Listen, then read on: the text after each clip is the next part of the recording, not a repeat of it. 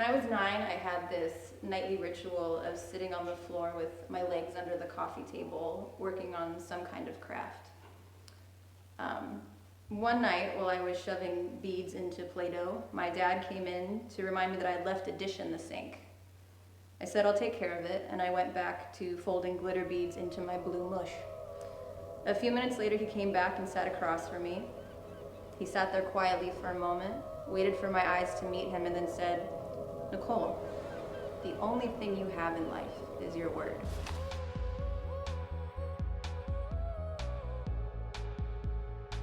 It wasn't until moving to California and starting to work at Fortunate Farm that I began to appreciate how my body was female. So in an effort to truly understand my white privilege, I decided to write about the bubbled echo chamber I live in as the emotions exited and entered my brain during the first 72 hours of the election. I knew I was going to have to continue through this one way or another because the Lost Coast was not going to let me go back. I had to just go forward.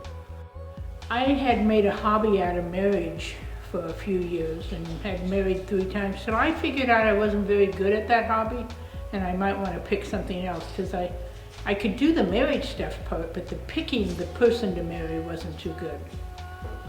I couldn't recall ever having thought there was another way to be than tight with anxiety and fear and an ever-present sense of having failed at something. I could never quite define, but then everyone else seemed more than capable of defining for me. I practiced my self-assured victory and the celebration to so many things, so many new, wonderful, love-laced things. I began to think more about the women who helped raise me and the ones who helped raise them, and how their fundamental rights were basically non-existent or were granted to them by the men that they carried in their wombs, and how lucky they were because they were white. I had a baby once and he was 4 months old. His name was Timothy. And when I had Timothy, it was with an enormous amount of love and an enormous amount of fear because I knew he was very sick. I practiced my victory dance, my hoots, my hollerings, welcoming in things that I know now I've taken purely for granted. On a good day, that probably wouldn't have been any kind of a problem.